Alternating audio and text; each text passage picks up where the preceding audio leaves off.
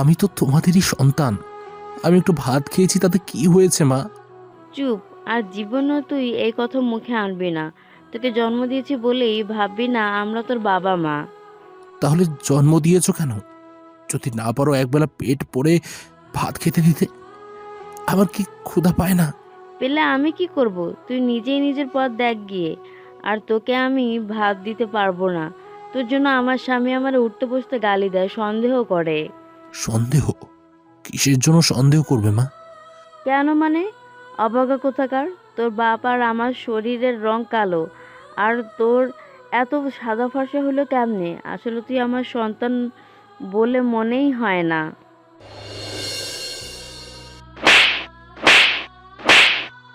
ঠাস ঠাস ঠাস পরপর 3টা থাপ্পড় মারার শব্দে কেঁপে উঠল পুরো ক্যাম্পাস।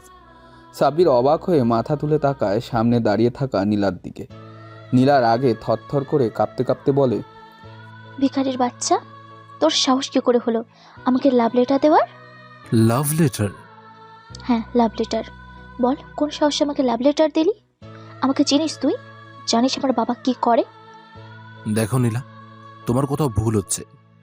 আমি তোকে কোনো লাভ লেটার দেইনি। তাহলে এটা কি বল? তাহলে এটা কি? কথাটা বলে নীরা সাব্বিরের দিকে ছুঁড়ে মারে একটা খাম। সাব্বির দ্রুত খামটা হাতে নিয়ে দেখে খামের উপর সুন্দর করে লেখা প্রিয় নীলা।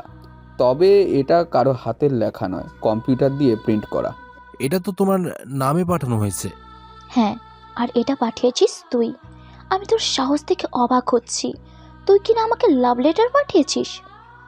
এই, সত্যি করে বল তো, তোর কলিজা এত বড় হলো কি করে? নীলা দেখো, কোথাও তোমার ভুল হচ্ছে। আমি তোমাকে এই লাভ লেটার পাঠাইনি। নীলা আবারও হুট করে ঠাস ঠাস ঠাস করে সাব্বিরকে থাপ্পড় মেরে বলল,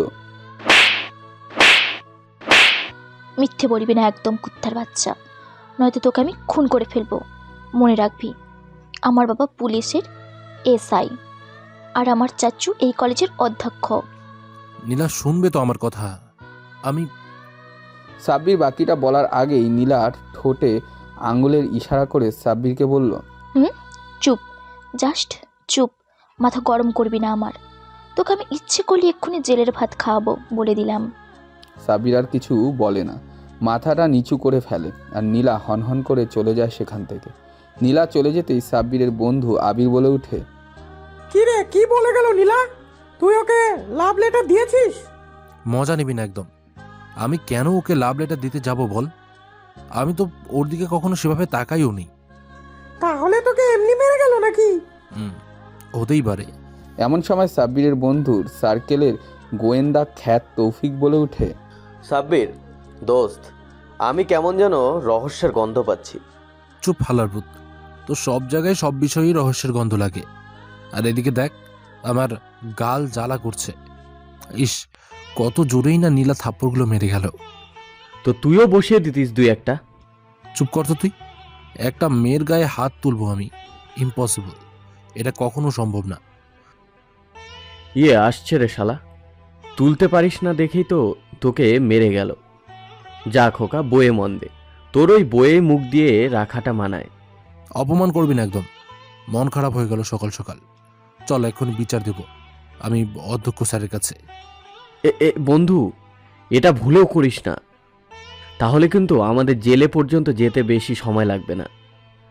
এ, ভুলে যাস না, তোদের বন্ধু এই কলেজের টপ স্টুডেন্ট। চল এক্ষুনি স্যারের কাছে, বিচার দিবই দিব। অগত্যা না চাওয়া সত্ত্বেও সাব্বিরের পেছন পেছন চলতে শুরু করে আবির, তৌফিক আর রাজি।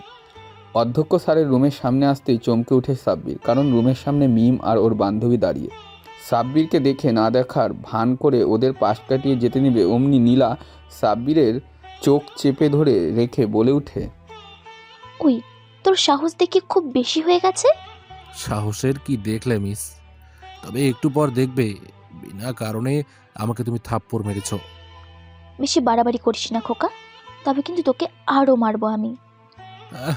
বললেই হলো। আমার গাল কি সরকারি মাল নাকি যে তুমি মারতে চাইবে আর আমি মারতে দেব? বেশি বকবক করিস না, আগে বল, অধ্যক্ষ স্যারের রুমের সামনে কেন এসেছিস? সাব্বির কিছু বলতে যাবে তার আগেই তৌফিক বলে ওঠে, কেন মানে? তুমি আমার বন্ধুকে পুরো ক্যাম্পাসের সামনে মেরেছ। জানো ওর কতটা সম্মানহানি হয়েছে? তার উপর ও কলেজে টপ বয়, তুমি তার সম্মানহানি করতে পারো না। তৌফিকের কথা শুনে নীলা কিছু বলতে যাবে তার আগেই মিম বলে, জানো তোমার কি গাল খুব চুলকাচ্ছে? কেন কেন সোনা, তুমি গাল চুলকিয়ে দেবে বুঝি? চুপ, একটা কথাও বলবে না তুমি, নয়তো তোমাকে নীলার মতো আমিও আদর করব। চুমু দিয়ে আদর করবে বুঝি? না সোনা, গলা টিপে আদর করব। এই মিন, তুই যা তো তোর গোয়েন্দা ববকে নিয়ে আমার সামনে থেকে। তোদের এসব লুতুপুতু দেখতে ভালো লাগে না আমার। এই তৌফিকের বাচ্চা, এই বড়লোক আর পাওয়ারফুল মেয়েই তোর গার্লফ্রেন্ড মিম? তৌফিক আমতা আমতা করে বলে, না মানে বন্ধু হয়েছে কি? থাক, তোকে আর বলতে হবে না, সব কিছু বুঝে গিয়েছি আমি, শালা লুচ্চা। এই এই এই সাব্বির ভাই, আমার বাচ্চা সোনা ময়নাকে লুচু বলবেন না, ও খুবই ভালো। আসো তো সোনা, আমরা ওই দিকে যাই, একটু প্রেম করি, এরা বরং ঝগড়া করুক। হ্যাঁ হ্যাঁ, চলো চলো সোনা। তৌফিক আর মিম চলে যেতেই সাব্বির আর আবির রাজীবের দিকে তাকায়। সাব্বিরকে তাকাতে দেখে রাজীব বলে, বন্ধু আমি যাই, তোদের ঝামেলা তোরাই মিটিয়ে নে না প্লিজ। সাব্বির এবার বেশ রেগে যায়, চোখগুলো লাল করে নীলার দিকে তাকাতেই নীলা বলে ওঠে, ওই চোখ গরম করে কার দিকে তাকিয়ে আছিস তুই? তোকে কিন্তু আমি। নীলা আর কিছু বলতে পারে না, তার আগেই সাব্বির টুপ করে নীলার ঠোঁটের মাঝে নিজের ঠোঁট ডুবিয়ে দিয়ে কাচম কাচম করে কিস করতে থাকে। পাক্কা 5 মিনিট কিস করার পর সাব্বির নীলার ঠোঁট ছেড়ে দিয়ে বিজয়ের হাসি দিতে দিতে বলে, আজ থাপ্পড়ের শোধ এই মিষ্টি ঠোঁটগুলো খেয়েই নিলাম, এরপর মারলে বলে দিলাম অধ্যক্ষ স্যারের কাছে বিচার দিবই দেবো। নীলা কয়েক মিনিট নিশ্চুপ থেকে খেকে ওঠে। ভিখারির বাচ্চা, তুই আমাকে কিস করলি? আহ, আসতে বলো, মুখ থেকে গন্ধ আসছে তো। বলি কি, আজ সকালে দাঁত মাজনি? ওয়াক্থু, আমার তো বমি আসছে। নীলার আগে লজ্জায় হনহন করে সেখান থেকে চলে যায়। সাব্বির জোরে হেসে ওঠে। সাব্বিরের এমন জোরে হাসির শব্দ পেয়ে রুম থেকে বের হয়ে আসে অধ্যক্ষ নাফিস ইকবাল। অধ্যক্ষ স্যারকে বের হতে দেখে চম্পট মারে রাজীব আর আবির। এমন সময় সাব্বির হাসি থামিয়ে সামনে তাকায় এবং চমকে ওঠে আর আমতা আমতা করে বলে, স্যার আপনি? হ্যাঁ আমি। তা এমন করে হাসছিলে কেন? মনে হচ্ছিল পাগল হয়ে গিয়েছো। না না, মানে স্যার। কিসের না মানে মানে করছো শুনি? চুপচাপ ক্লাসে যাও। আর এই একটু পরেই ক্লাস শুরু হবে, সামনেই এক্সাম, প্রিপারেশন নাও। তোমার মতন ফার্স্ট বয়দের এমন পাগলের মতন হাসি মানায় না। জি জি জি জি স্যার। জি না করে যাও দ্রুত সামনে থেকে। সাব্বির মুখটা গোমরা করে ক্লাসে আসতে দেখতে পায় তৌফিক আর মিম একই সাথে বসে খোঁচাখুচি করছে।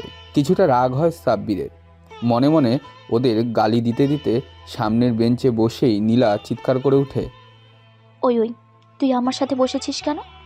তোকে কিন্তু আজ আমি কাঁচা চিবিয়ে খেয়ে ফেলবো। সরি, আসলে আর কোথাও সিট নেই। পেছনে তাকিয়ে দেখো না, তোমার বান্ধবী মিম কোথায় গিয়ে বসেছে। চুপ কর, ওর কথা বলবি না একদম, পাক্কা শাকচুন্নি। তোর বন্ধু কি যে করেছে বান্ধবীটার ওপর কে জানে, সারাদিন ওরে নিয়েই পড়ে থাকে। যাই হোক স্যার, ক্লাসে মন দাও। তোরে বলতে বলেছি আমি, সকালের কথা মনে নেই নাকি? আরও কয়েকটা দিলে মনে থাকবে। আরে আবার মারলে, আমি আবার তোমার ঠোঁটের স্বাদ নেব বলে দিলাম। নীলা সাব্বিরের কথা শুনে চুপ হয়ে যায় আর সাব্বির মুচকি হাসে। ক্লাসে স্যার আসতেই সাব্বির দাঁড়িয়ে যায়। এমন সময় বায়োলজি ক্লাস। সাব্বির বাইরে চোখ রাখতে যাবে অমনি স্যার বলে ওঠে, আরে আরে, দেখি ফার্স্ট বয় আর সেকেন্ড গার্ল একসাথে বসে, যে ব্যাপারটা কি?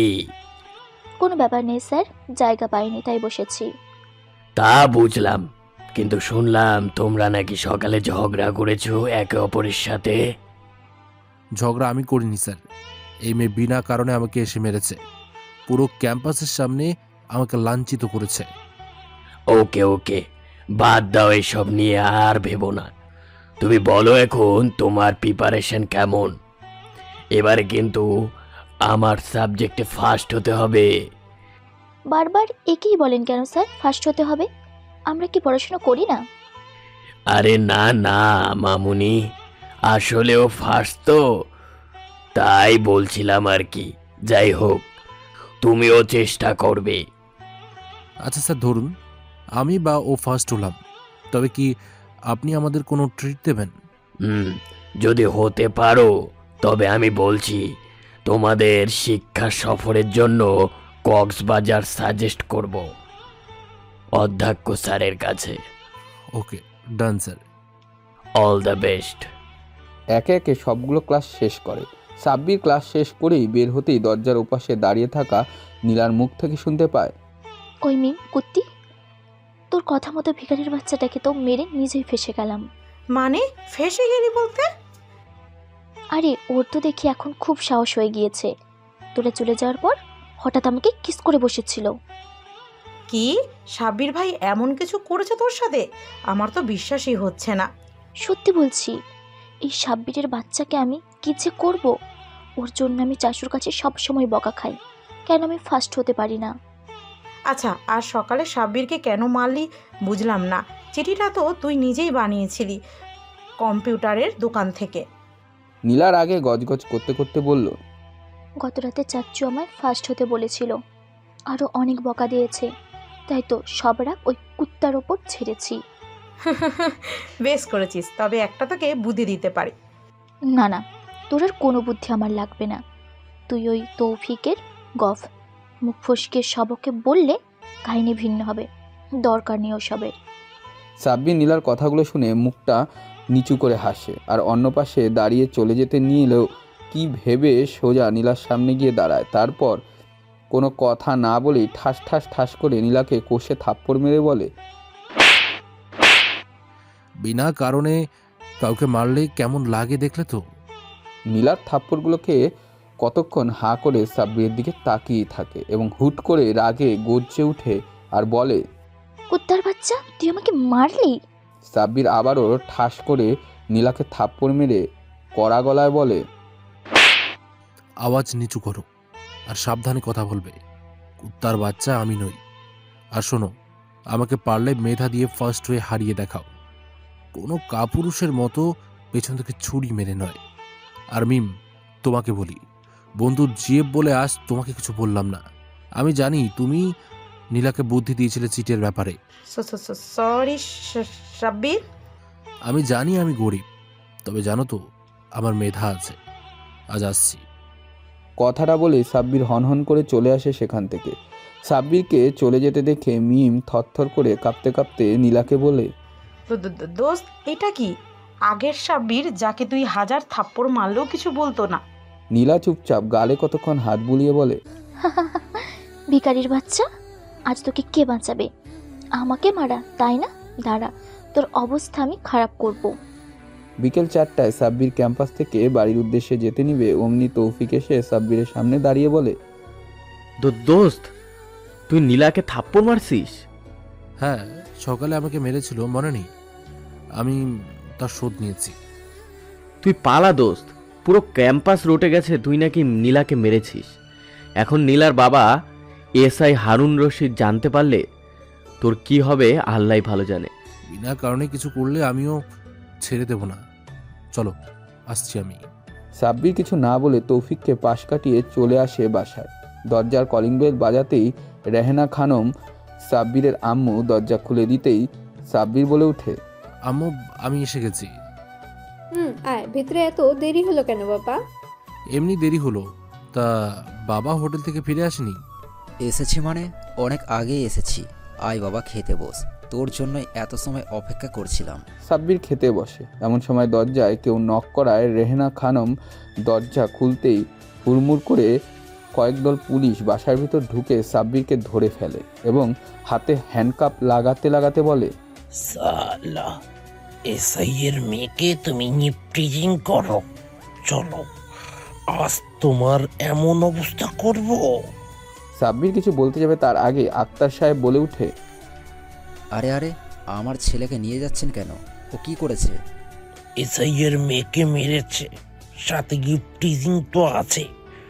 বেশি কথা বলার ইচ্ছে নেই, থানায় এসে সব জেনে নেবেন।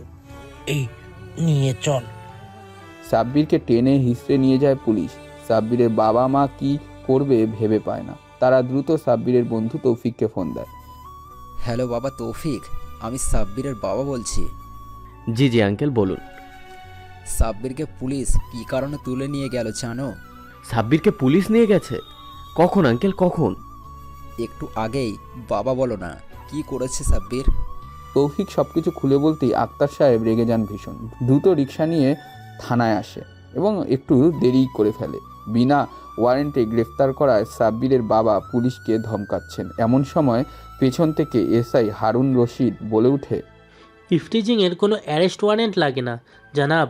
আপনার ছেলে যে ইফটিজিংয়ের একটা মেয়েকে মেরেছে তা পুরো কলেজ দেখেছে। আক্তার সাহেব ঘাড় ঘুরিয়ে হারুন রশিদকে দেখে মুচকি হেসে বলেন, তাহলে আপনি ভিকটিমের বাবা? তা জনাব, আপনি আইনের পোশাক পরে বেআইনি কাজ করছেন। সত্য ঘটনা কি জানেন, নাকি মেয়ের কথাতেই সব করেছেন? সাবধানে কথা বলুন জানাব, নয়তো। আমাকে জেলে নেবেন? আপনি শুনুন তবে সত্যি ঘটনা। নীলার করা কাজগুলো হারুন রশিদকে বলতেই তিনি চুপচাপ হয়ে যান। কি বলবে ভেবে পায় না। আক্তার সাহেব আবারও বলে, আমি এখন আমার ছেলের হয়ে পুরুষ ইফটিজিংয়ের মামলা করব আপনার মেয়ের নামে। দ্রুত ডায়েরি করুন। বাচ্চা মেয়ে আক্তার সাহেব, বাদ দিন এই হাবিলদার, ছেলেটাকে ছেড়ে দাও। ছেলেকে ছেড়ে দেওয়ায় সাব্বিরের বাবা কিছুটা শান্ত হন এবং শীতল চোখে ছেলের দিকে কিছুক্ষণ তাকিয়ে চমকে ওঠেন। এতটুকু সময়ের মাঝেই সাব্বিরকে ভীষণ মেরেছে পুলিশ। আক্তার সাহেব নীরব এবং শান্ত হয়ে চুপ থাকেন কিছুক্ষণ। তারপর হারুন রশিদের চোখে চোখ রেখে বলেন, আমাকে ছেলেকে মারার প্রতিটা আঘাত আপনাকে দিব আমি। এসআই সাহেব শুধু অপেক্ষা করবেন। সাব্বিরকে ধরে ধরে থানা থেকে বের করতেই আক্তার সাহেব দেখতে পান একটা মেয়ে সাব্বিরের দিকে কটমট চোখে তাকাতে তাকাতে এগিয়ে আসে। সাব্বির মেয়েটার দিকে মুচকি হেসে বলে, নীলা, বাবার পাওয়ারের অপব্যবহার করলে, আমার বাবার চোখের পানি তুমি বের করলে, সমস্যা নেই, তোমাকে এর প্রতিদান দিতেই হবে। বাবা চুপ কর, না হলে মেম সাহেব তোকে আবার হাজতে ঢোকাবেন। সারা রাত সাব্বির ব্যথায় এপাশ ওপাশ করে। সাব্বির কাতরানো দেখে ভয় পেয়ে যায় ওর বাবা মা ডাক্তার। তেল গরম করে মালিশের সাথে ওষুধ খাইয়ে দেয় এবং বসে থাকে ছেলের পাশে চুপচাপ। দেখতে দেখতে 10 দিন কেটে যায়। সাব্বির কলেজে যায়। কলেজ ক্যাম্পাসের একপাশে মনমরা হয়ে বসে আছে আবির, রাজীব আর তৌফিক। কারোর মুখে হাসি নেই, যেটা দেখে মিম ওদের সামনে গিয়ে বলে, ওই শোনা, তোমার মুখে হাসি নেই কেন? আর আমার কল রিসিভ করো না কেন? মন ভালো নেই মিম। আমি ভাবতেই পারিনি তোমার বান্ধবী এমন কিছু করবে।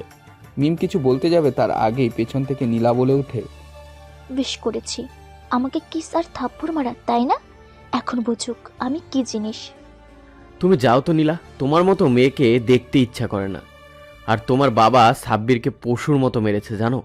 সাব্বিরের মাথা থেকে পা পর্যন্ত আঘাতের অসংখ্য চিহ্ন। বিশ্বাস না হলে দেখে এসো একবার। নীলা কিছু বলতে গিয়েও থেমে যায়। কী বা বলবে, চুপচাপ সেখান থেকে চলে যায়। মনে মনে নীলা যে সাব্বিরকে মিস করছে না তা নয়, ভীষণ মিস করছে সাব্বিরকে, বিশেষ করে ক্লাসের প্রতিদ্বন্দ্বিতা। 20 দিন পর সাব্বির কলেজে আসতেই দৌড়ে আসে তৌফিক, আর এসেই সাব্বিরকে জড়িয়ে ধরে বলে, ওই হয়ে আমার বন্ধু দেখি কলেজে এসেছে। এসেছি, তবে এখানে আর থাকবো না রে, চলে যাবো আবার দূরে কোথাও। তৌফিকের মুখে বিজয়ের হাসিটা মুহূর্তেই হাওয়ায় মলিন হয়ে যায় এবং কাঁপো কাঁপো কণ্ঠে বলে, মানে? আসলে ভেবে দেখলাম এখানে আমার থাকাটা ঠিক নয়, শুধু শুধু একটা ঝামেলার মধ্যে থাকা। বাবা মা আর রাখবেন না এই কলেজে আমায়, তাই ট্রান্সফার সার্টিফিকেট নিতে এসেছি আমি। কি বলছিস এসব তুই? চল যাই। তবে সাব্বির হাঁটতে শুরু করে, পেছন পেছন তৌফিকও। অধ্যক্ষ স্যারের কেবিনে দাঁড়িয়ে আছে তৌফিক, সামনে অধ্যক্ষ নাফিস ইকবাল চোখ থেকে চশমা খুলে সাব্বিরের দিকে কিছুক্ষণ চেয়ে থেকে বলে, সাব্বির দেখো, আমার ছেলে মেয়ে নেই, তোমাকেই ছেলে মেয়ে ভাবি। আর এই ভাবনা থেকেই বলছি বাবা, তুমি এখন ট্রান্সফার নিও না, এইচএসসিটা দিয়ে তারপর সিদ্ধান্ত নাও। আসলে স্যার, কোনো আসল নকল বুঝি না, আমার কথাই ফাইনাল। আর শোনো, নীলা ওর বাবার ক্ষমতার অপব্যবহার করে তোমাকে জেলে দিয়েছিল, যেটা আমি শুনেছি। এরপর এমন ঘটনা আর হবে না, আমি তোমাকে বলছি। তুমি আমাদের কলেজের সম্পদ, প্লিজ যেও না। ভেবে বলবো স্যার, আজ আসছি আমি। কথাটা বলি সাব্বির অধ্যক্ষ রুম থেকে বের হতেই একটা মেয়ের সামনে পড়ে যায়। হ্যাঁ, মেয়েটা নীলা। সাব্বির নীলার দিকে এক পলক তাকিয়ে হনহন করে চলে যায় ক্লাসে। নীলা অবাক চোখে সাব্বিরের দিকে তাকিয়ে তৌফিককে বলে ওঠে, এই তোর এই হাবলা আর অলা বন্ধুর কি হয়েছে বলতো? আগে কত মারলাম। কিছু বলেনি, আর সেই ঘটনা কেউ এত বড় করে ফেলেছে। সহ্যের লিমিট থাকে নীলা। যাই হোক, তোমার সাথে কথা বলার ইচ্ছা নেই। তাছাড়া তুমিও তো খুশি, ও চলে গেলে তুমি ফার্স্ট গার্ল হবে। চুপ। আমি অমন না যে ফাঁকা মাঠে গোল দিব। আমি তোর বন্ধুর সাথে কথা বলবো। কথাটা বলেই নীলা এক দৌড়ে ক্লাসে চলে আসে আর দেখে সাব্বির একদম কোনার বেঞ্চে বসে আছে। নীলা কি ভেবে মুচকি হাসে এবং সোজা সাব্বিরের পাশে গিয়ে বসে। তারপর, এই যে অ্যাংরি মিস্টার, এভাবে মুখ গোমড়া করে আছেন কেন? কাকে বলছেন? ওই একদম ন্যাকামি করবি না। এখানে তুই ছাড়া আর কেউ আছে নাকি শুনি? মন ভালো নেই তাই এভাবে বসে আছি। সামান্য একটা বিষয় নিয়ে তুই বেশি বাড়াবাড়ি করছিস, নয় কি? না, আপনি যেটাকে সামান্য বলছেন সেটার জন্য অনেক কিছু ঘটে গিয়েছে। আমি আমার বাবাকে কাঁদতে দেখেছি। তারা আমার জন্য রাত জেগে আমার যন্ত্রণায় ছটফট করেছে। আমি চাই না আর এমন কিছু হোক। তাই কাপুরুষের মতো পালিয়ে যাচ্ছিস? আমি মোটেও কাপুরুষ নই। সেটা হলে তুমি আমাকে টপকাতে পারো না বলে বাবা চাচার কাছে বকা খেয়ে আমাকে বিনা কারণে মারার ফোন দিয়ে এটে মেরেছিলে। আহ, বাদ দে না ওসব। একটা কথা বলবো তোকে। এতক্ষণ তবে কি বললেন? উফ, চুপ করতে তুই। আমাকে বলতে দে। বলুন। আমি আর তুই প্লিজ বন্ধু হয়ে যাই না? আবার কি, বাবার হাতে মায়ের খাওয়ার প্ল্যান করেছেন? না বুদ্ধু, ওসব ভুলে যা প্লিজ। আমাকে তোর বন্ধু বানিয়ে নে না প্লিজ। সাব্বির আর চোখে নীলার দিকে কিছুক্ষণ তাকিয়ে থেকে বলে, ভেবে বলি। বন্ধু হতে আবার ভাবতে হয়? হয়, আমার ভাবতে হয়। রাজি থাকলে বলুন, ভাবতে পারি। ওকে ডান, আগামীকাল জানাবি। এখন ক্লাস কর, আর 10 দিন বাকি পরীক্ষার, ভুলে যাস না। সাব্বির কি মনে করে হাসে। নীলা আর চোখে সেই হাসি দেখে আর নিজের অজান্তেই মুগ্ধ হয়ে বলে, একটা ছেলের হাসি এত সুন্দর হয়, তোকে না দেখলে বুঝতামই না রে। দেখতে দেখতে পরীক্ষার দিন চলে আসে। সাব্বির ওর বাবা মাকে বলে রুম থেকে বের হতেই দেখতে পায় নীলা দাঁড়িয়ে আছে। সাব্বির হেসে নীলার সামনে সামনে যেতেই নীলা বলে উঠে, তুই কিন্তু আমাকে দিনের পর দিন ঘোরাচ্ছিস সামান্য একটা বন্ধু হওয়ার জন্য। তোমার কাছে যেটা সামান্য একটা বন্ধুত্ব, আমার কাছে সেটা অন্য রকমের একটা সম্পর্ক, বুঝলে? তাই বলে এতদিন? জানিস আমি এখন রাতে ঘুমোতে পারি না তোর বন্ধুত্বের চিন্তায়। প্লিজ বলে দে না। হ্যাঁ, অপেক্ষা করো, সঠিক সময়ে আমি নিজেই হব। এবার কিন্তু বেশি বেশি হয়ে যাচ্ছে বলে দিলাম। দেখ, তোর সাথে এত কথা বলতে পারবো না। যদি পরীক্ষায় যেতে চাস তবে চল, নাহলে থাক, আমি গেলাম। সাব্বির কথাটা বলে হাঁটতে নিবে অমনি নীলা খপ করে সাব্বিরের হাত চেপে ধরে বলে, ওই দাঁড়া, হেঁটে কই যাচ্ছিস? এইদিকে আয়, গাড়ি এনেছি তো আমি। না, তোর সাথে যাব না। তুই বেশি বকবক করিস। গাড়িতে উঠে আবার বকবক করবি তুই। তার চেয়ে ভালো আমি একাই যাই। হেঁটে অন্তত কিছু পড়া মনে থাকবে। আরে না, বকবক করবো না, প্রমিস।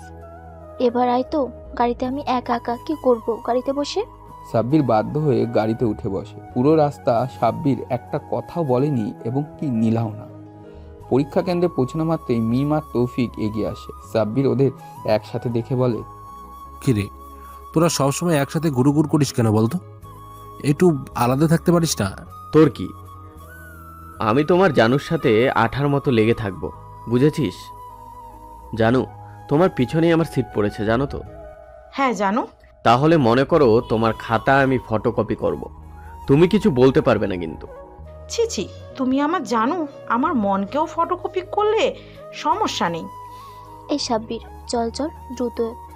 এদের বকবক শুনলে সব ভুলে যাব রে। এই দুটো বিরাট হারামি। সাব্বির আর কোনো কথা বলে না, সিট খুঁজে বসে পড়ে। সাব্বির সামনে আর নীলা পেছনে। সাব্বিরকে সামনে পেয়ে নীলা রাজ্য জয় করার মতন হাসছে। নীলাকে এভাবে খিলখিল করে হাসতে দেখে সাব্বির বলে, এই, তুই এভাবে 32টা দাঁত বের করে হাসছিস কেন? মনে হচ্ছে হাতে চাঁদ পেয়ে গেছিস। ও তুই বুঝবি না খোকা, তোর সব কপি করব আমি। ওসব ভুলে যাও মেয়ে। পরীক্ষায় নিজের যোগ্যতায় পাশ করো, আনন্দ পাবে। আর আমি তোমাকে একটা হরফও নিজ ইচ্ছায় দেখাবো না। সেটা তোর বিষয়, আমি যেভাবেই হোক দেখব।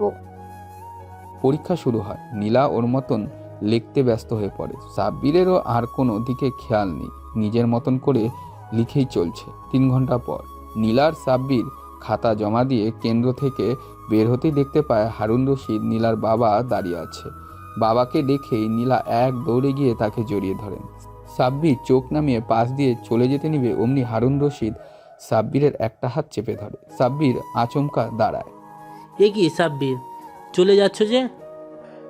না মানে আগের কথা ভুলে যাও বাবা, আসলে সেদিন আমার প্রচণ্ড রাগ হয়েছিল। এটা ভেবে আমার মা মরা মেয়েকে কেউ মেরেছে, এটা আমি ভাবতেই পারিনি। আসলে ছোটবেলা থেকে ওকে কখনো কাঁদতে দেখিনি, তবে সেই দিনে ও যখন কেঁদে কেঁদে তোমার নাম বলেছিল তখন আর আমি সামলাতে পারিনি। না না, ভুল আমারও ছিল। ওসব বাদ দাও, বলো পরীক্ষা কেমন হয়েছে? জি, ভালো হয়েছে খুব।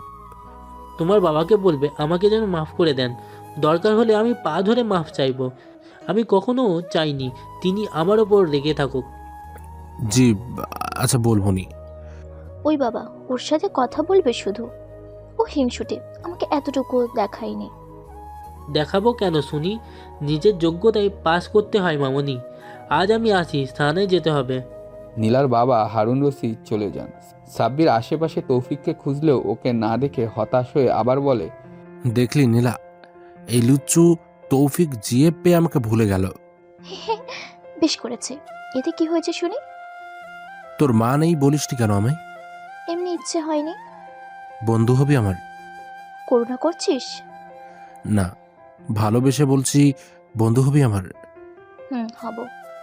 তাহলে হাতটা ধর, তারপর চল, বাড়িতেই অনেক লম্বা পথে।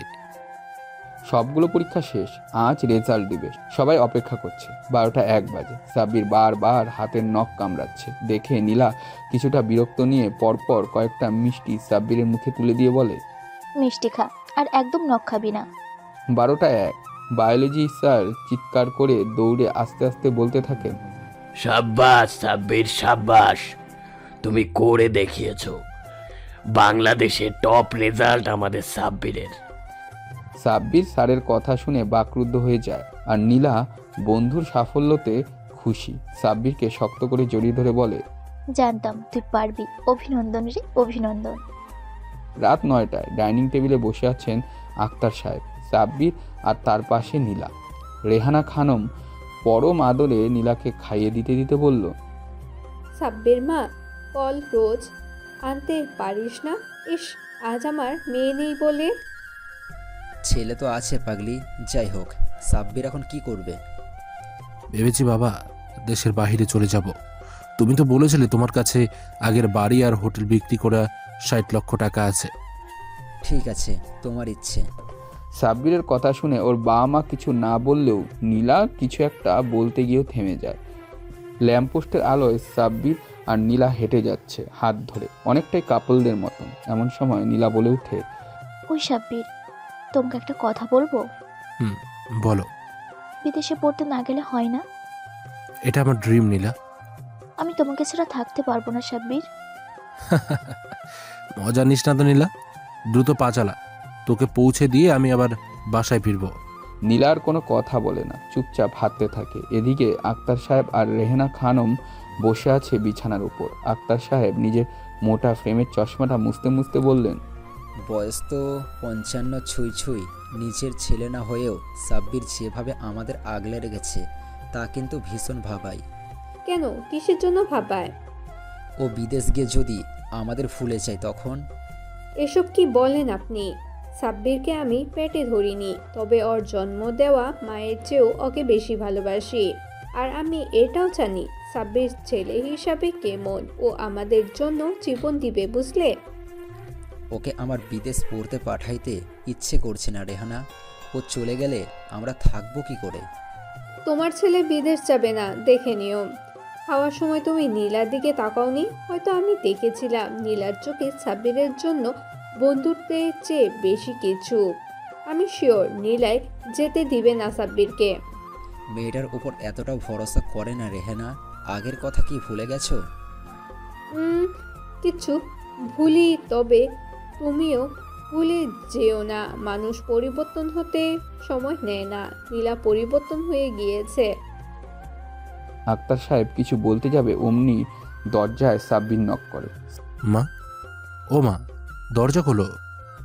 সাব্বিরের গলার আওয়াজ শুনে রেহনা খানম কিছুটা চেঁচানো সুরে বলে, আর কখনো এসব আপন পর কথা তুলো না। মনে নেই সাব্বির কি বলেছিল সেদিন?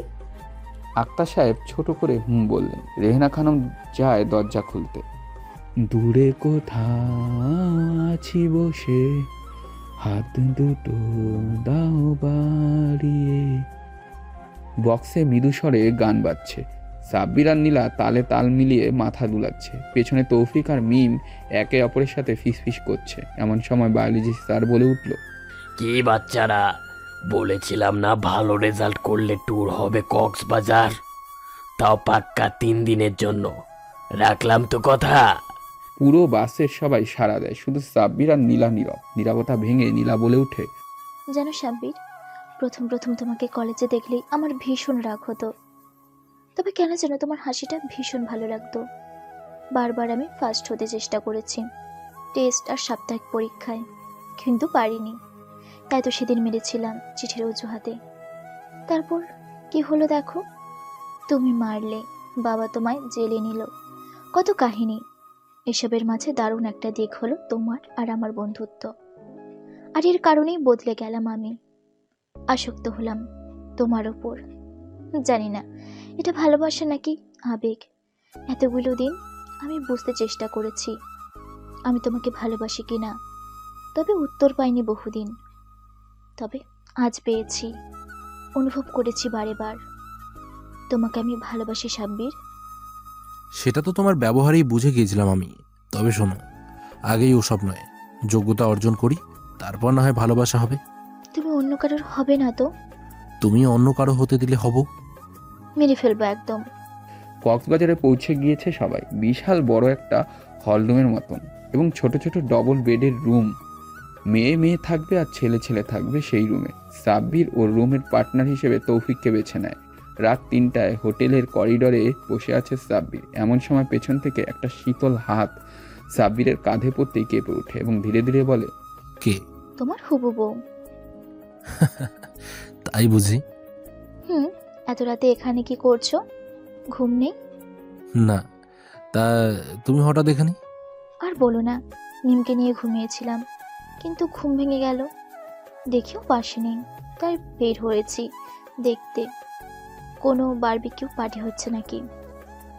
না ম্যাডাম, ওসব হচ্ছে না। তবে নববিবাহিত দম্পতি আমার আর আপনার বন্ধু বান্ধবী বাসর করছে আমার রুমে। কি?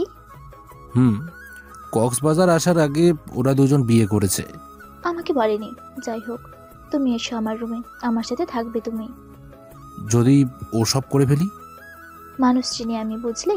চলো এখন। সাব্বির হাসতে হাসতে নীলার রুমে গিয়ে শুয়ে পড়ে। টানা 3 দিন মজমস্তি করে সাব্বির আর নীলা ফিরলেও ফিরেনি তৌফিক আর মিম। ওরা দুজন কক্সবাজার থেকে চলে যাবে মালদ্বীপ হানিমুনে। দেখতে দেখতে কেটে যায় 1টা মাস। সাব্বির স্কলারশিপের জন্য আবেদন করতে যাবে শুনে নীলা সাব্বিরের সাথে আজ 5 দিন রাগ করে কথাও বলে না।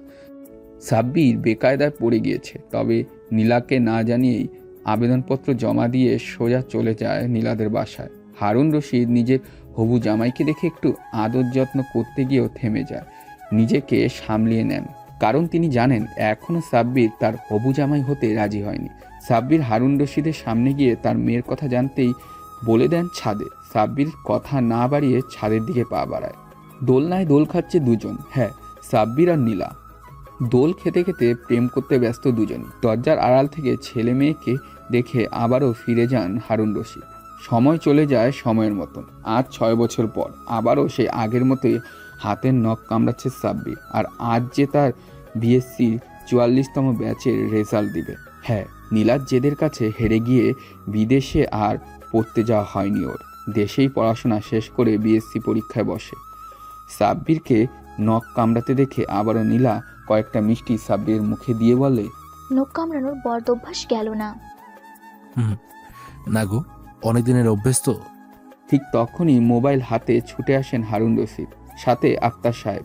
দুজনের মুখেই বিশ্বজয় করা হাসি। হারুন রশিদ বাচ্চাদের মতন লাফাতে লাফাতে বলে, জামাই বাবা হয়ে গেলে তো। আমার সিনিয়র অফিসার অভিনন্দন, পুলিশ কমান্ডার কনাব সাব্বির। তোকে বলেছিলাম না বাবা, তুই একদিন অনেক বড়। সাব্বির হাসে আর আড়ালে চোখের পানি মুছছেন রেহেনা খানম। তিনি আজ কাঁদবেন, সারা রাত কাঁদবেন ছেলের সফলতায়।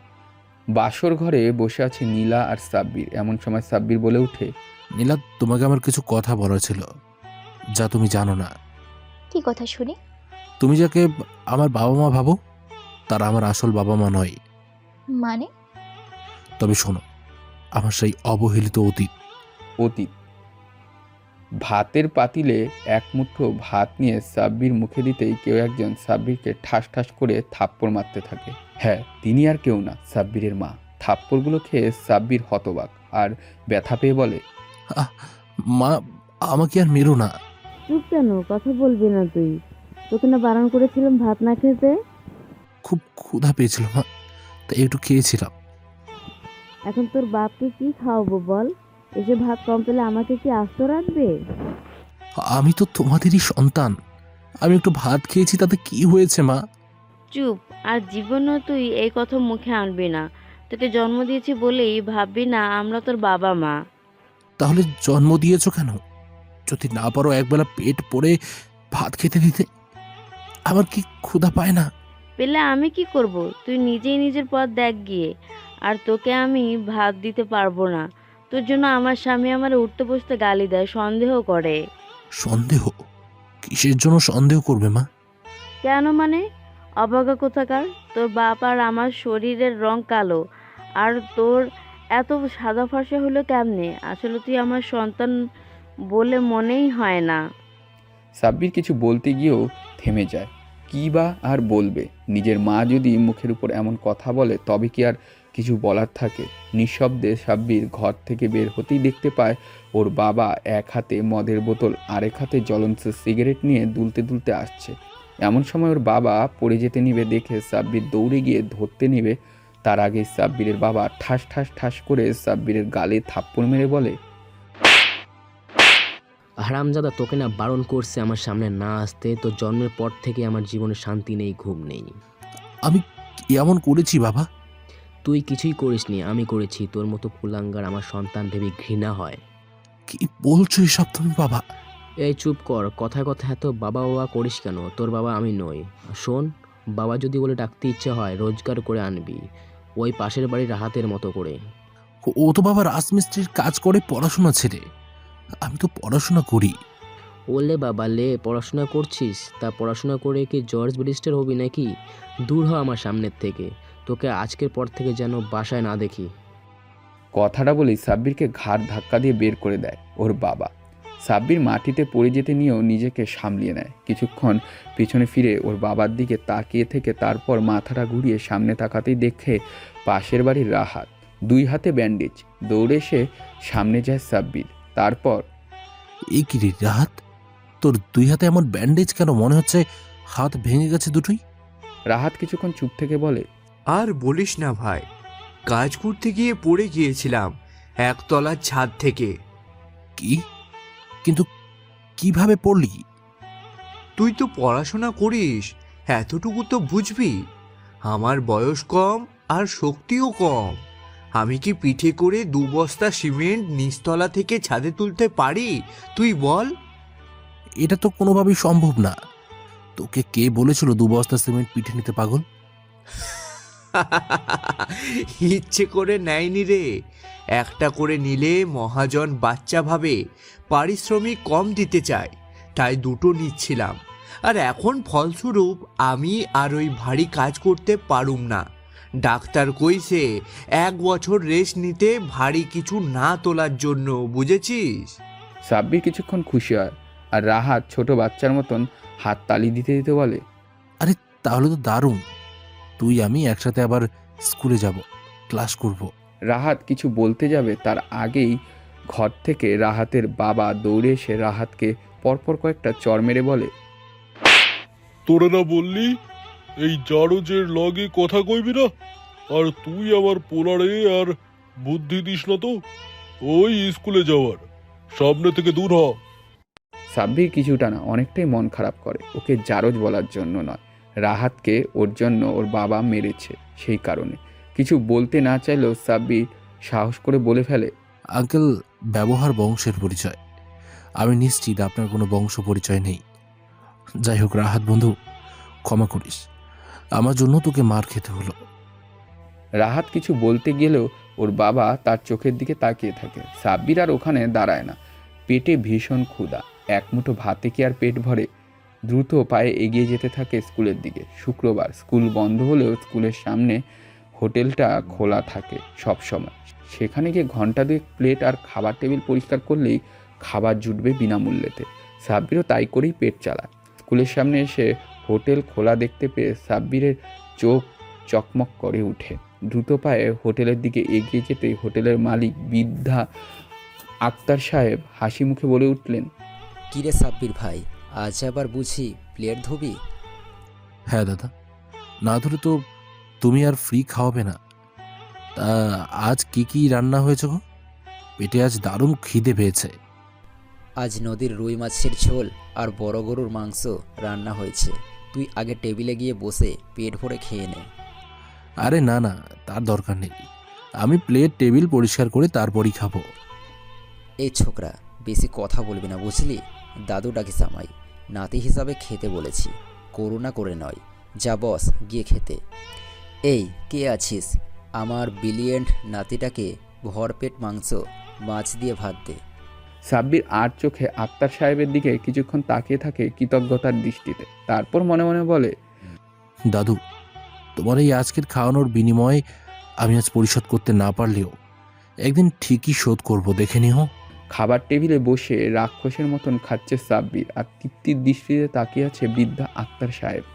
এমন সময় অন্য একটা কর্মচারী আক্তার সাহেবের সামনে এগিয়ে গিয়ে বলে, চাচা, এটা কি ঠিক হইল আমাগো? বিনা কামে কোনো কিছু মুখে তুলতে দেও না। আর ওরে তুমি সবসময় মাংস ভাত খাও, তাও কোনো কাজ কাম না করেই।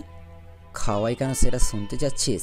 তবে শোন, সাব্বিরকে যদি আমার ক্যাশের দায়িত্ব দিয়ে বাসায় যাই এবং অনেক পরে ফিরে আসি, তবে ক্যাশে দেখব দ্বিগুণ টাকা।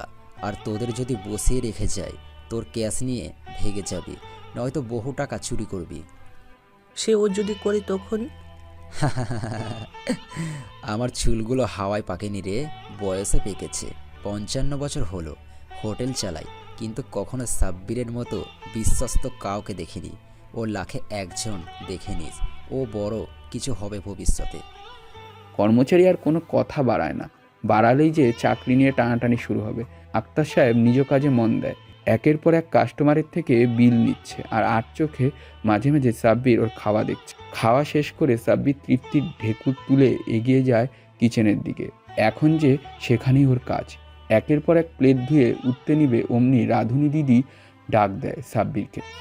এ সাব্বির, চলে যাচ্ছিস নাকি রে? সাব্বির ক্লান্ত চোখে তাকিয়ে বলে, হ দাদি, কাজ শেষ। আর দেখছো না, রাত 8টা বেজে গেছে। হোটেল তো বন্ধ হবে এখন। হয় তা জানি, তবে কথা হচ্ছে বাসায় গেলে জায়গা পাবি তো ঘুমানোর। সাব্বির কয়েক মিনিট চোখটা নামিয়ে রাখে, তারপর আমতা আমতা করে বলে, কি জানি দাদি, জায়গা পাই কিনা কে জানে। তবে না পাইলে বাড়ির সামনে খড়ের যা পালা আছে না, ওরই মাঝে শুয়ে পড়ুন। চুপ কর বদমাইশ, আমি থাকতে তুই কেন ওই খড়র গাদায় ঘুমাবি? আমি বুড়ি মানুষ, একলা বাসায় থাকি, আমার লগে থাকবি তুই? না না, এই হবে না দাদি। তোমার না পোলা আছে, একখানা বউ আছে ওর। আমাকে দেখলে তোমাকে বের করে দেবে। রাধুনি দিদি দাঁতহীন মুখে হাসি দিয়ে বলে, কিসের পোলা রে? মোর পোলা আর নাই, মইরা গেছে। কি বলো এগুলো দাদি? সেই দিনই না দেখলাম তোমারে মারতে ছিল। চুপ, ওসব মনে করাস না ভাই, কষ্ট লাগে। কম কষ্টে পোলাডারে মানুষ করি নাই, নিজে খাই আর না খাই পোলাডারে খাওয়াইলাম। আর হেই কিনা আমারে বিয়ার পর মারতো। আর বৃদ্ধাশ্রম নাকি কি যেন আছে, ওইখানে রাখতে চাইছিল, তাই তো বাধ্য হয়ে ওরা বাহির কইরা দিছি। এখন বাড়িতে একাই থাকি। তা মনে হয় ভয় লাগি, তাই আমারে থাকতে কইতেছো। বেশি বুঝিস না সাব্বির, তোরা কিন্তু মাইর লাগামু। চুপচাপ আমার লগে চল, বাসায় গিয়ে 4টা খাওন দিবি, তারপর দিবি ঘুম। সাব্বির কিছু বলতে যাবে, তার আগেই পেছন থেকে আক্তার সাহেব বলে উঠে, কিরে সাব্বির, ভাবির লগে কিসের কথা কোস? না দাদা, এমনি বুড়ির বাড়ি যাওয়ার লগে কথা কইতেছে। শোন, তোরে কোথাও যাওয়া লাগবে না। হোটেলের 2য় তলা ভাড়া নিছি, বুঝলি? তুই আজ থেকে ওইখানেই থাকবি। কিন্তু ভাড়া তো নাই আমার কাছে। ভাড়া আমি দিমু। আর শোন, আমার চেয়ারম্যানে ম্যানেজার হিসাবে তুই বসবি। আগামীকাল থেকে আমি তোর পাশে বসবো। কি কি নয় বল? হ্যাঁ, যা ভাগ এখন গিয়ে বালিশ কম্বল নিয়ে একবারে চলে আয়। আর রাধুনি ভাবি, তুমি ওরে নিও না, ওই তোমারে জ্বালাই মারবে। রাধুনী দিদি কিছু বলে না, কি বা বলবে, মুখটা কিছুটা ভার করে বলে, আমি চাইছিলাম ওর মাথা গোজার একটা জায়গা হোক, তাই তুমি ওরে যখন থাকতে দিলে আমি খুশি হইলাম। আসি আমি। আক্তার সাহেব বুঝেন সব কিছু, তবুও তিনি মুখ চেপে হাসে। বন্ধ করে ফেললেন হোটেল আর 2য় তলার ছোট একটা রুমে গিয়ে অপেক্ষা করতে থাকে সাব্বিরের আসার জন্য। এদিকে সাব্বির এক দৌড়ে ওর বাড়ির উঠানের সামনে এসে হাঁপাতে হাঁপাতে এগিয়ে যায় দরজার দিকে। টিনের দরজায় কয়েকবার ধাক্কা দিতে দরজা খোলেন সাব্বিরের মা। সাব্বিরকে দেখেই তিনি মুখের উপর দরজা লাগাতে নিবে, তার আগে সাব্বির ওর মায়ের পায়ের কাছে বসে বলে, মা, দরজা লাগিও না, আমি থাকতে আসিনি, আমি চলে যাব আর আসবো না। চকচক করে উঠে সাব্বিরের মায়ের চেহারা, দ্রুত বলে উঠে, কি, তুই সত্যি চলে যাবি আমাকে মুক্তি করে? ইয়া আল্লাহ, এতদিনে তুমি শুনলে আমার কথা। আলহামদুলিল্লাহ, আলহামদুলিল্লাহ, এই আপদটা বিদায় হবে আজ। সাব্বিরের চোখে পানি চলে আসে। অনেক কষ্টে চোখের পানিগুলো মুছতে মুছতে বলে, আমার একটা কম্বল, বালিশ, কামড় আর বইগুলো দিয়ে দাও, আমার দেরি হয়ে যাচ্ছে। সাব্বিরের কথা শুনতে দেরি, দৌড়ে ঘরে যেতে দেরি করেনি ওর মা। সাব্বির হাসে আর বলে, আজ আমাকে তুমি অপয়া আর নিজের ছেলে বলে পরিচয় দিচ্ছ না, চামড়ার ভিন্নতায়। আশা করি এমন দিন আসবে তুমি ছুটবে আমার পিছু পিছু। একটা বার শুধু শুনতে বাবা বল না আমায়, মা বলে। সাব্বিরের বিড়বিড় করে কথা বলার মাঝেই ওর মা 2টো বস্তা নিয়ে বেরিয়ে আসে বাড়ি থেকে। তারপর সাব্বিরের হাতে সেগুলো দিয়ে বলে, যা যা, এখনই বিদায় হ, আমার স্বামী আবার আসবে, বুঝেছিস? সাব্বির হেসে আবার বলে, তবে হ্যাঁ, শুনে রাখো, তুমি একদিন আসবে, তুমি হবে আমার জন্য পাগল, বলবে একটা কথা বল না বাবা, আমি তোর মা। সাব্বিরের কথা ওর মা শুনেছে কি না সে জানে না, তবুও কথাগুলো বলে মনে শান্তি পায়ও। ধীর পায়ে উঠান থেকে বেরিয়ে আসে। সিঁড়ি বেয়ে 2য় তলায় উঠতেই সাব্বির দেখতে পায় আক্তার সাহেব বসে আছেন মেঝেতে। আরে আরে দাদা, এভাবে তুমি বসে আছো কেন? মেঝেতে ঠান্ডা লেগে যাবে তো। তোর জন্যই তো বসতে হলো, জানিস কতক্ষণ হলো দাঁড়িয়েছিলাম, শেষে আর না থাকতে পেরে বসতে হলো। রাগ করো না দাদা, আসলে কি আর বলবো, বাসায় গিয়েছিলাম, সব কিছু শেষ করে এলাম। কি দরকার বলো, যারা আমায় চায় না তাদের সাথে থেকেই বা কি লাভ? আমি বুঝি না বাপু, তোর মতো এত সুন্দর একটা ছেলেকে কেন তোর বাবা মা দেখতে পারে না?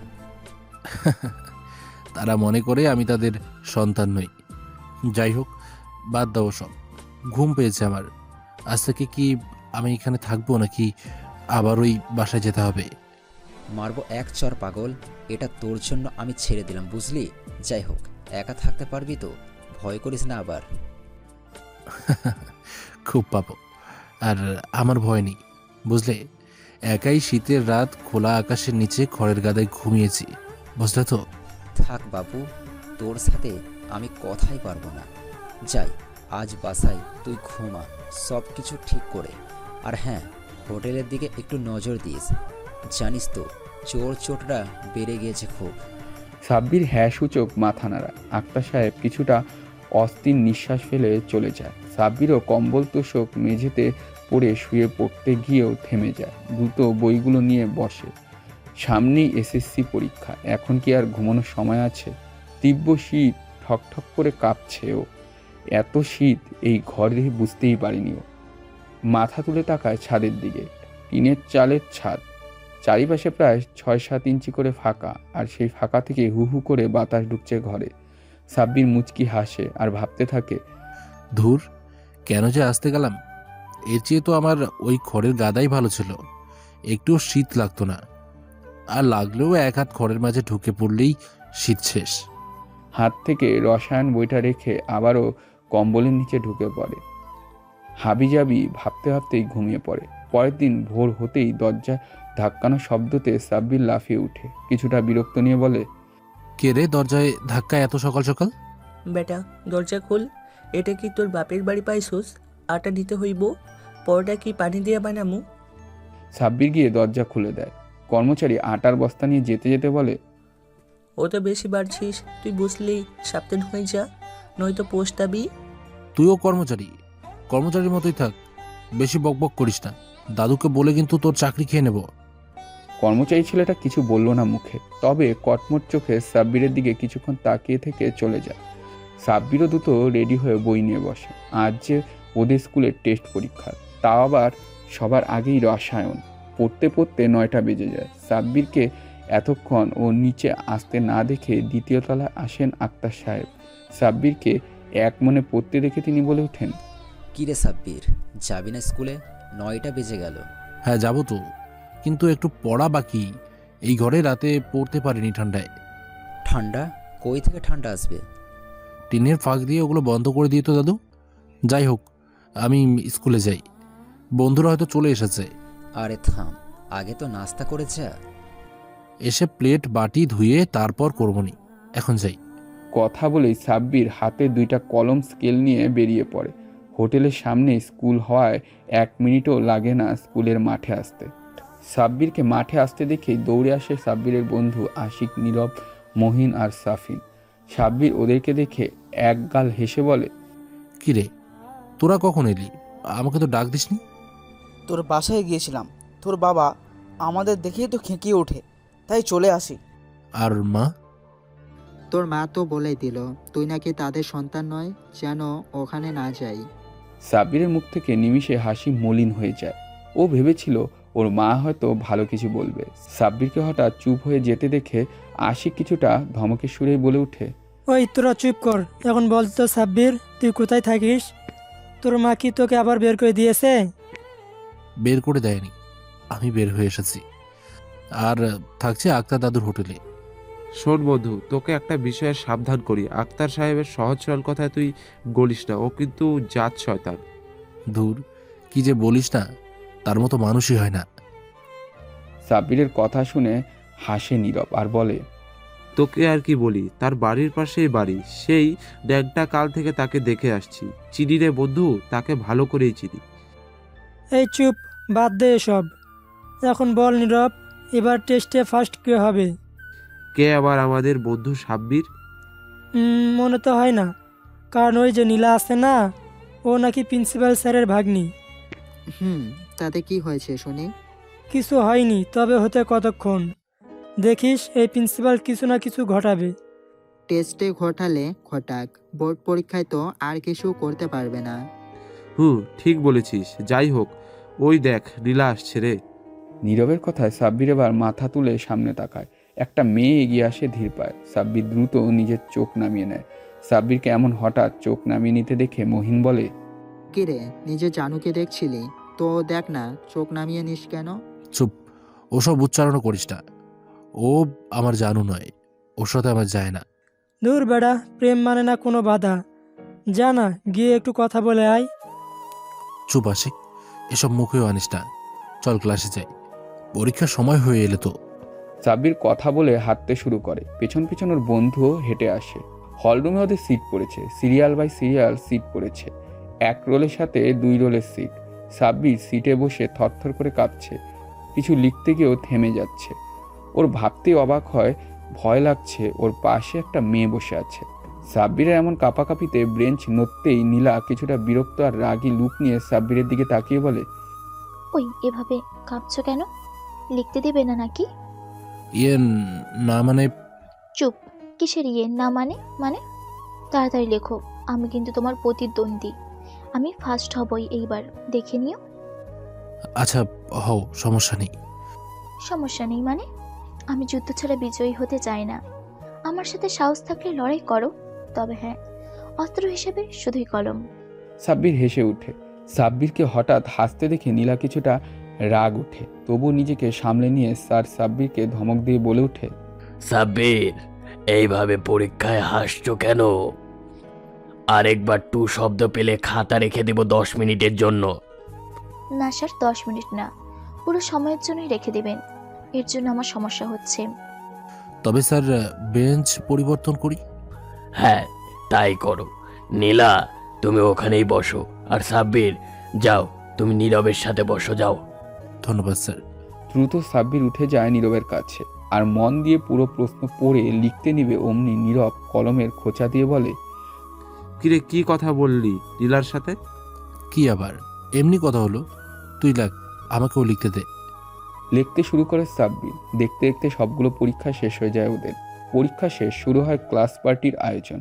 আর আয়োজনের দায়িত্ব দেওয়া হয় নীলাকে। নীলা সবার নামের লিস্ট পেলেও সাব্বিরের নামের লিস্ট না দেখে কিছুটা বিরক্ত নিয়ে মহিনের কাছে গিয়ে বলে, এই মাহিন, তোর ওই হাবলা হোটেলের কর্মচারীর বন্ধুর নাম দেখছি না যে লিস্টে? ও, এসব থাকতে পারবে না। এইসব ভিখারিগুলোকে নিয়ে আর পারি না। সব জায়গায় এরা কুফা হয়। একটা আয়োজন ওর জন্য নষ্ট হয়ে যাবে। ওকে এসব থেকে দূরে রাখো। চুপ, বেশি কথা বলবি না তুই। ওকে ক্লাস পার্টির চাঁদা দিতেই হবে। ও কই বল? দেখো নীলা, এটা বাড়াবাড়ি হচ্ছে নাকি? বাড়াবাড়ি? কিসের বাড়াবাড়ি? তুমি ওকে জানা তাই বলছো। তুমি কি জানো ওর বাবা মার থেকেও নেই? আর হোটেলের কর্মচারী বলছো, ও ওই হোটেলের কাজ করেই পেট চালায়। তো আমি কি করব? ওকে টাকা দিতেই হবে, বাধ্যতামূলক। না দিলে ওর এই অ্যাডমিট কার্ড আটকে দিব, বলে দিলাম। তুমি বেশি বলছো নীলা, বুঝলে? অহংকার ভালো নয়, পাওয়ার দেখাও অসহায়দের উপর। এই যা তো তুই। আর যাওয়ার আগে বল, ওর বাড়ি কই? ওর বাড়ি নেই, স্কুলের সামনেই হোটেলে কাজ করছে, হয়তো গিয়ে দেখো। নীলার কোনো কথা না বাড়িয়ে রাগে গজগজ করতে করতে হোটেলের সামনে আসতে দেখতে পায় সাব্বির বসে আছে। ম্যানেজারের চেয়ারের পাশেই আক্তার সাহেব। নীলাকে আক্তার সাহেব দেখেই হাসি মুখে ডাকতে থাকে, আরে আরে মা নীলা, এসো এসো, এদিকে এসো, বসো আর বলো কি খাবে। না দাদু, কিছু খাবো না, একটা কাজে এসেছিলাম। কি কাজ মা?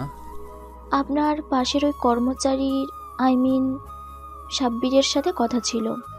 সাব্বির অবাক হয়ে বলে, আমার সাথে? বলো, শুনছি। স্কুলের বিদায় অনুষ্ঠান প্লাস ক্লাস পার্টির চাঁদা দিস নাই কেন তুই? তুই করে বলছো কেন নীলা? আর আমার টাকা নেই তাই দেইনি। টাকা থাক আর না থাক, তোকে চাঁদা দিতেই হবে। এক্ষুনি চাঁদা দে, নয়তো তোর অ্যাডমিট কার্ড হারিয়ে দিব। দেখো নীলা, আমার আসলেই টাকা নেই। এখানে কাজ করে 3 বেলা খাই আর থাকি, টাকা পাবো কই বলো? ওসব জানি না, টাকা দে। সরি, টাকা নেই। তোমার যা খুশি করতে পারো। নীলা রাগে থরথর করে কেঁপে উঠে আর বলে, তোর ব্যবস্থা করছি আমি, দাঁড়া। নীলা হনহন করে চলে যেতেই আক্তার সাহেব সাব্বিরকে বলে, আমি দিয়ে দিতাম, ওকে রাগালি কেন? জানিস না ওর বাবা এখানকার নেতা? তো কি করব আমি? টাকা নেই, দেবো কই থেকে? আক্তার সাহেব কথা বাড়ান না। ইদানিং ব্যবসা খারাপ অবস্থা, শুধু শুধু 500 টাকা নষ্ট করতে চাইলেন না। নীলা স্কুলের গেট দিয়ে ঢুকতে সাব্বিরের বন্ধু এগিয়ে আসে নীলার দিকে। নীলা আর চোখে সবার দিকে এক পলক তাকিয়ে খেকিয়ে ওঠে। এভাবে সামনে আসলি কেন তোরা? সাব্বিরের চাঁদার টাকাটা আমরা দিয়ে দিতে আসলাম। আগে কইছিলি, শুধু শুধু ওই ভিখারির সাথে বক বক করে আসতে হলো। দে, টাকা দে। আশিক টাকা দিয়ে দেয় এবং নীলা নিয়ে চলে যেতেই নীরব বলে ওঠে, তুই দেখিস আশিক এই শাকচুরি যদি ফেল করে পরীক্ষায়, আমি আমার বাবার পকেট বেড়ে হলেও তাদের বিরিয়ানি খাওয়াবো। 2 রেলের ছাত্রী ফেল করবে, এটা কেমনে ভাবলি? যাই হোক, যা। তবে যে যার বাসায় আগামীকাল কথা হবে আবার তোদের সাথে পার্টিতে। রাতে এক মনে পড়ছে সাব্বির। সামনেই বসে আছে আক্তার সাহেব। সাব্বির পড়া রেখে এক পলক তার দিকে তাকিয়ে বলে, কি হয়েছে দাদু, এভাবে বসে আছো কেন? আক্তার সাহেব মনমরা হয়ে বলে, টেনশনে আছি রে খুব। এলাকার গুন্ডাগুলা চাঁদা দাবি করছে খুব, ব্যবসা ভালো হচ্ছে না। চাঁদা দিই কী করে বল? আমি ছোট মানুষ, এসব বুঝি না দাদু। বুঝেছি। শোন, দোকানে তোকে একা রাখতে সাহস পাচ্ছি না আমি। তুই কি আমার বাসায় থাকবি? তাহলে দোকান কে দেখবে? দোকানে কিছুই নেই, তবে চোর ডাকাত এলে নিজেদের বাঁচাতে তোকে মেরেও দিতে পারে। তুই চল আমার সাথে। অগত্যা সাব্বির আক্তার সাহেবের সাথে রওনা দেয় তার বাসায়। গভীর রাত হয়নি বলে এখনও সাব্বির পড়ছে। পাশে দুজন বয়স্ক পুরুষ মহিলা বসে। সাব্বির আবারও বই থেকে মাথা তুলে তাদের দিকে তাকিয়ে বলে, আচ্ছা, তোমাদের হয়েছেটা কি? এভাবে আমার দিকে তাকিয়ে আছো কেন? কেন আবার আমার দাদু ভাইকে দেখছি? তুই এত কিউট রে ভাই, মন চায় তোকে বুকের মাঝে আগলিয়ে রাখি। তাহলে আমি থাকবো কই? রেহেনা খানম কিছুটা লজ্জা পান আক্তার সাহেবের কথায়। কিছুটা লজ্জা নিয়ে বলেন, চুপ, মুখে কিছু আটকায় না দেখছি তোমার। নাতির সামনে এসব কেউ বলে? আচ্ছা বাদ দাও সাব্বির, তুই পর কেমন, আমরা ঘরে যাই। সাব্বির মাথা নাড়িয়ে পড়তে থাকে আর তারা চলে আসেন রুমে। রাত 1টা, সাব্বির ঘুমিয়ে পড়েছে, তবে পাশের ঘরে দুজন এখনো জেগে ফিসফিস করে কথা বলছে তারা। এই আখতার তোমাকে যে রোজ হুমকি দিচ্ছে, এটা কি পুলিশকে জানিয়েছো? না, জানাইনি, সাহস হচ্ছে না জানানোর। যদি ওরা হামলা করে আমাদের ওপর? বলি কি, আমাদের তো সন্তান নেই বা কোনো আত্মীয় স্বজনও নেই। চলো না আমরা চলে যাই শহরে। তা তো যেতামই রেহেনা, কিন্তু এই সাব্বিরের জন্য পারছি না। এর চেহারার এমন একটা মায়া আছে যে ওকে না দেখতে মনে শান্তি পায় না আমি। ওকেও সাথে নিয়ে যাই না আমরা? ওর পরীক্ষাটা শেষ হওয়া পর্যন্ত চুপচাপ অপেক্ষা করি, আর এই বাড়িঘর হোটেলটাও বিক্রি করি, ততদিন একটু সাবধানে থাকি। তুমি যা ভালো বুঝো, এখন ওসব রাখো, চলো ঘুমাই। ঘুম পেয়েছে তো খুব? হ্যাঁ ঘুমাই। মুখে ঘুমাই কথা বললেও আক্তার সাহেব জেগেই থাকে, তার চোখে ঘুম নেই অজানা আতঙ্কে। সকাল সকাল ঘুম ভেঙে যায় রেহেনা খানমের কান্নার শব্দে। লাফিয়ে বিছানা থেকে উঠে পড়ে, ঘর থেকে বের হতেই থমকে যায় ও। আক্তার সাহেবের মাথায় এক হাতে পানি ঢালছে রেহানা খানম আর এক হাতে আঁচল দিয়ে চোখের পানি মুছতে মুছতে বলে, দোকানটা যে চুরি হয়ে গেল, এখন কি করবে তুমি? কত করে বললাম ধার দেনা করে হলেও অর্ধেক টাকা দিয়ে দাও, দিলে না। এখন দেখো হলো তো। আক্তার সাহেব কিছু বলছেন। সাব্বির ধীর পায়ে তাদের সামনে যেতে আক্তার সাহেব মুখে হাসি দিয়ে বলে, আরে উঠে গেছিস সাব্বির, যা রেডি হয়ে নে। স্কুলে যাবি না? আজ নাকি ক্লাসে পার্টি তোদের? না, যাব না, আমি চাঁদা দিইনি। আরে তোর বন্ধুরা দিয়ে দিয়েছে, আমাকে বলল সকালে। এটা ওরা ঠিক করেনি, শুধু শুধু এগুলো টাকা নষ্ট করলো ওরা। আরে তাতে কি, যা গিয়ে মজা করে আয়। সাব্বির কিছু না বলে রেডি হয়ে বের হয় বাড়ি থেকে। হেঁটে হেঁটে স্কুলে আসতেই দেখতে পায় ওর বন্ধুরা কি একটা নিয়ে তর্ক করছে। তুই জানিস আমি বাবার পকেট মেরে 100 টাকা এনেছিলাম। ভাবলাম তোরা হয়তো কোনো রেস্টুরেন্টে যাবি, কিন্তু তোরা শুধু শুধু ওই সাব্বিরের জন্য চাঁদা দিয়েছিস। জানলে কখনোই টাকা দিতাম না তোদের। ঠিকই বলেছিস আচিক, সব দোষে এ বাহিরের। বড় দিলওয়ালা হয়েছে বুঝলি। আমিও 150 টাকার মায়ের ব্যাগ থেকে এনেছিলাম, সেটাও কিনা নষ্ট হলো। এ তোরা ভুলে যাচ্ছিস, সাব্বির আমাদের বন্ধু, ওর জন্য একদিনের খাওয়া না হয় বাদই দিলাম। রাগ করছিস কেন তোরা? ভাই মাথা গরম করবি না, তোকে কিন্তু কালাবো। দ্রুত টাকা ফিরিয়ে আন, নয়তো কি করবি শুনি? সাব্বির বুঝতে পারে বিশাল ঝামেলা বাঁধবে, তাই আর দেরি না করে দৌড়ে ওদের সামনে যেতেই ওরা চুপ হয়ে যায়। সাব্বির মহিনের কাঁধে হাত রেখে বলে, শুনলাম তোরা নাকি আমার চাঁদা দিয়ে দিয়েছিস। তোকে ছাড়া আমরা পার্টি করব কি করে বল? সরি রে, আমি পার্টি করব না, টাকাটা আমি ফিরিয়ে আনছি দাঁড়া। মহিন সাব্বিরকে বাধা দিতে গেলেও নীরব আর আশিক মহিনকে ধরে ফেলে। প্রিন্সিপালের রুমে সাব্বির উকি দিয়ে জিজ্ঞেস করে, স্যার ভেতরে আসবো? হ্যাঁ হ্যাঁ বাবা, এসো ভেতরে এসো। শুনেছি স্যার অ্যাডমিট কার্ড চলে এসেছে স্কুলে। হ্যাঁ, পার্টি শেষে তোমাদের দিয়ে দেওয়া হবে। আমি পার্টি করব না স্যার, আমার বন্ধুরা যে চাঁদা দিয়েছিল সেটা আমাকে ফেরত দিন, আর অ্যাডমিট কার্ডটা আমাকে এক্ষুনি দিন, বাসায় গিয়ে পড়তে হবে খুব। এ কেমন কথা বাবা? Please sir. ওকে, তুমি যেহেতু টপ এবং এবার ফাইনাল নির্বাচনী টেস্টে ফার্স্ট হয়েছো, তাই মেনে নিলাম। প্রিন্সিপাল বলে, নিয়ে যাও তোমার অ্যাডমিট কার্ড আর চাঁদার টাকা। সাব্বির টাকার অ্যাডমিট কার্ড নিয়ে আবারও মাঠে আসতেই নীরব আর আশিক উস্কো খুস্কো চোখে সাব্বিরের দিকে তাকিয়ে থাকে এবং সাব্বির হেসে ওদের কাছে গিয়ে বলে, এমন করতে হবে না রে বন্ধু, তোদের টাকা এনেছি, এই নে। আর শোন মাহিন, আর কখনো এমন করিস না। মহিন কিছুটা লজ্জা পেয়ে যায়। ও ভাবতেই পারেনি সাব্বির পেছন থেকে সব শুনে নিয়ে এমন কিছু করবে। মহিন কলমনে সাহস নিয়ে সামনে তাকিয়ে কিছু বলতে যাবে, তার আগেই দেখে সাব্বির নেই। বাসায় চুপচাপ পড়ছে সাব্বির, পাশে নেই কেউ, থাকারও কথা না। দেখতে দেখতে পরীক্ষার দিন চলে আসে। সাব্বিরও মন দিয়ে পড়াশোনা করতে শুরু করে, কোনো কমতি রাখে না পড়াশোনার বিষয়ে। পরীক্ষাগুলো ধীরে ধীরে শেষ হতে থাকে। আজ লাস্ট পরীক্ষা। সাব্বির দ্রুত রেডি হয়ে বাসা থেকে বের হওয়ার সময় দেখতে পায় রেহেনা খানম আর আক্তার সাহেব দ্রুত নিজেদের ব্যাগগুলো গুছিয়ে নিচ্ছে।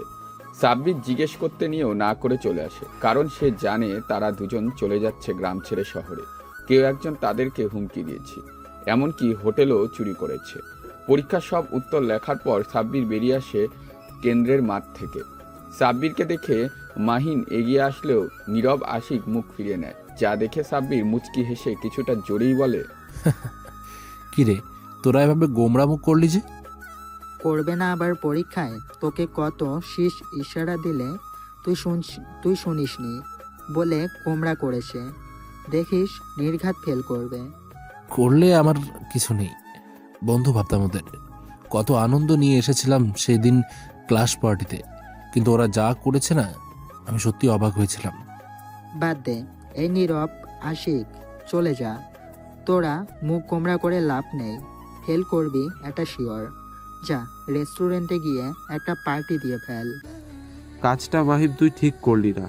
আর সাব্বির, তুই না আমাদের বন্ধু ছিলি, স্কুলে কত হেল্প করলি, তাহলে আসল জায়গায় এসে হেল্প করিস না কেন? জানিসই তো আমরা তোর ওপর ভরসা করে পরীক্ষা দিতে আসতাম। তোদের কি জবাব দেবো ভাবছি।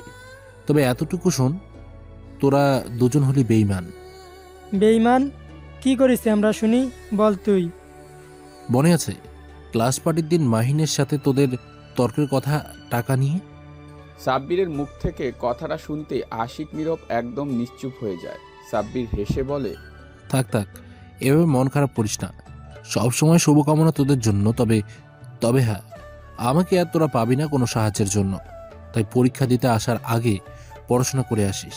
এই মাহিন, যাই রে, বাসায় পরীক্ষা তো শেষ, আর কোনো সময় হয়তো দেখা হবে না। হয়তো কে কোথায় চলে যাব জানি না। ভালো থাকিস বন্ধু। সাব্বির মাহিনের পিঠ চাপড় দিয়ে চলে আসে সেখান থেকে। এদিকে আক্তার সাহেব অধিক আগ্রহ নিয়ে দাঁড়িয়ে আছে বাড়ির সামনে। এমন সময় রেহেনা খানম তার পিঠে হাত দিয়ে বলে, কি গো, তুমি এভাবে ঘুমাচ্ছ কেন? আর কি এত দেখছো দরজার দিকে? দেখছি সাব্বির আসছে না কেন। উফ, এ আবার কোথায় গেল না গেল? আরে দাঁড়াও, চলে আসবে তো।